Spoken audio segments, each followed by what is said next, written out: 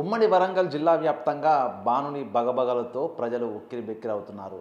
ముందు నుంచే ఉష్ణోగ్రతలు 38 డిగ్రీల పైగా నమోదవుతుండడంతో కూడా ఎండ దెబ్బ ప్రభావం పడేటువంటి అవకాశం ఉంది. అసలు ఈ సమ్మర్‌కు సంబంధించి ఎట్లాంటి జాగ్రత్తలు తీసుకోవాలి? అసలు ఎండ దెబ్బ లక్షణాలేంటి? ప్రస్తుతం మనతో డాక్టర్ రామకృష్ణ గారు ఉన్నారు. ఒకసారి వారితో మాట్లాడతాం.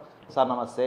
అసలేంటి సమ్మర్ మొదలైంది. ఈసారి గతం కంటే కూడా టెంపరేచర్స్ ఎక్కువ నమోదవుతున్నాయి. అసలు నిజంగా ఎండ దెబ్బ తగిలిందనడానికి ఇది తెలుసుకోవడానికి ఎట్లాంటి లక్షణాలు కనిపిస్తాయి? ఎట్లాంటి జాగ్రత్తలు తీసుకోవాలి? అందరికీ నమస్కారం అండి. నా పేరు doctor Ramakrishna Devalapalli, consultant general physician from Chakravarthi hospital, Balasamudram, Hanamkonda. నిజంగానే ఈసారి ఎండ తీవ్రత చాలా ఎక్కువగా ఉంది. ముందే ఫిబ్రవరి నుంచి ఎండలు బాగా కొడుతున్నాయి. సో ఎండ దెబ్బ తగిలే అవకాశాలు ఎక్కువగా ఉంటాయి. ముఖ్యంగా పిల్లలు, వృద్ధులు ఈ ఎండ దెబ్బ నుంచి జాగ్రత్తగా ఉండడానికి ఎండకు బయటకు వెళ్ళకపోవడమే ఉత్తమము. ఒకవేళ యువకులు కానీ, పెద్దవారు కానీ, పని చేయడానికి ఉద్యోగస్తులు కానీ, వ్యాపారస్తులు కానీ బయటికి వెళ్తే వాటర్ బాటిల్స్ ఖచ్చితంగా తీసుకెళ్ళాలి. ఫ్రీక్వెంట్గా వాటర్ తాగడం ఒకటి. ఎండ దెబ్బ తగిలితే వచ్చే లక్షణాలు ఎలా ఉంటాయంటే ముఖ్యంగా తలనొప్పి, కళ్ళు తిరగడము, వాంతులు అవ్వడము, ఇంకా తీవ్రంగా ఉంటే హీట్ స్ట్రోక్ అంటాం మనం. హీట్ స్ట్రోక్ అంటే ఎండ తీవ్రత బాగా ఎక్కువ ఉన్నప్పుడు, సివియర్ అయినప్పుడు హీట్ స్ట్రోక్ లాగా వస్తుంది. హీట్ స్ట్రోక్ లక్షణాలు ముఖ్యంగా మన నాడీ వ్యవస్థ ఎఫెక్ట్ అయ్యిద్ది అనమాట. నాడీ వ్యవస్థ ఎఫెక్ట్ అయ్యడం అంటే బాగా మత్తుగా ఉండడము, నడవరాకపోవడము, నడుస్తున్న తూలినట్టు అవ్వడము, ఇవి హీట్ స్ట్రోక్ యొక్క ముఖ్య లక్షణాలు. హీట్ స్ట్రోక్ అంటే మెడికల్ ఎమర్జెన్సీ లాగా వెంటనే హాస్పిటల్ సంప్రదించాల్సి ఉంటుంది. అంటే ప్రధానంగా సార్ చిన్నపిల్లలు స్కూళ్ళకి వెళ్ళడము, రాగానే బయట ఎండలో ఆడుకోవడము, సో వాళ్ళకంటే ఎండ దెబ్బ తగులుతున్న విషయం కూడా తెలియకుండా ఉంటుంది. సో తర్వాత మీ నైట్ టైం వరకు తలనొప్పి, కళ్ళు తిరగడం, కొంత వాంతులు, విరేచల్ల, సో ఇట్లాంటి ప్రభావం పడకుండా డైట్ చేంజెస్ ఎట్లా మార్చుకోవాలి? వాళ్ళకు ఒకవేళ ఎండ దెబ్బ తగిలితే మనం తీసుకోవాల్సిన జాగ్రత్తలు ఎట్లాంటివి? ముఖ్యంగా ఎండాకాలం మనం ఫ్రైడ్ ఫుడ్స్ కానీ, ఫ్రైడ్ ఐటమ్స్ కానీ అవాయిడ్ చేయాల్సి ఉంటుంది. సింపుల్గా సింపుల్గా జీర్ణమయ్యే ఫుడ్ పెట్టాలి. కూరగాయల భోజనమే, కూరగాయలే ఎక్కువ వాడాలి, ఎక్కువ తినాలి ఎండాకాలం. మజ్జిగ తాగడము, ఫ్రూట్ జ్యూస్ కూడా క్యారీ చేయొచ్చు పిల్లలకి. పిల్లలకు కూడా ఫ్రీక్వెంట్గా వాటర్ తాపించాలి. పిల్లలు ఒకవేళ ఆడవలసి వస్తే సాయంత్రం వేళ మాత్రమే ఆటకు పంపవాలి.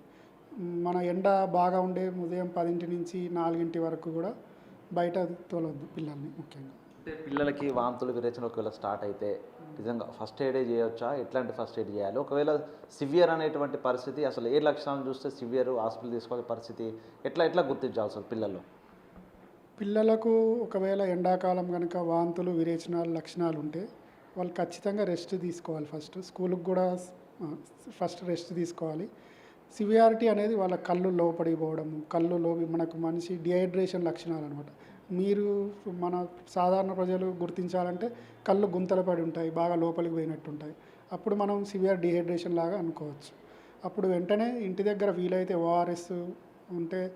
ఓఆర్ఎస్ లేదంటే మజ్జిగ దాపించి పిల్లల కండిషన్ బట్టి, తీవ్రతను బట్టి వెంటనే హాస్పిటల్ సంప్రదించడం ఉత్తమం.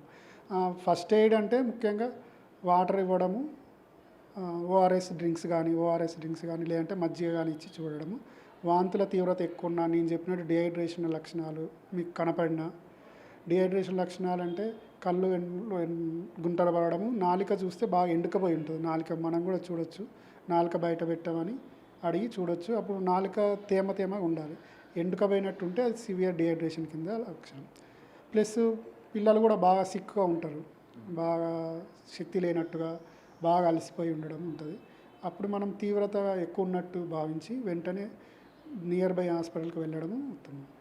మరొకటి సార్, గర్భవతులు కావచ్చు, వృద్ధులు కావచ్చు, కొంతమంది మెడికేషన్ ఉన్నటువంటి కొంత అనారోగ్య పరిస్థితులు ఉన్నవారు కావచ్చు, సో వీళ్ళ మీద నిజంగా ఈ హీట్ వేవ్స్ ఎఫెక్ట్ చూపిస్తాయా? సో వాళ్ళు ఏమన్నా డైట్ చేంజెస్ కానీ, జాగ్రత్తలు కానీ, ఒకవేళ దానికి ఎఫెక్ట్ అయితే తీసుకోవాల్సినటువంటి జాగ్రత్తలు ఎట్లాంటివి తీసుకోవాలి? నేను ఇంతకుముందు చెప్పినట్టుగానే పిల్లలు, వృద్ధులు, గర్భవతులు వీరు దేనికైనా బాగా వీళ్ళకు ఏదైనా తీవ్రత ఎక్కువ ఉంటుంది అనమాట. వీళ్ళు అందుకనే పిల్లలు, వృద్ధులు, గర్భవతులు ఎండ సమయంలో అంటే ఉదయం 10 నుంచి 4 గంటల వరకు బయటికి వెళ్ళడం అనేది అవాయిడ్ చేయాలి. తప్పని పరిస్థితుల వల్ల వెళ్ళవలసి వస్తే ఫ్రీక్వెంట్గా వాటర్ తీసుకోవడం ఇంపార్టెంట్. మళ్ళీ లైట్ ఫుడ్ తీసుకోవాలి, అరిగే ఫుడ్, ఫ్రైడ్ ఐటమ్స్ కానీ ఏవి వాడొద్దు.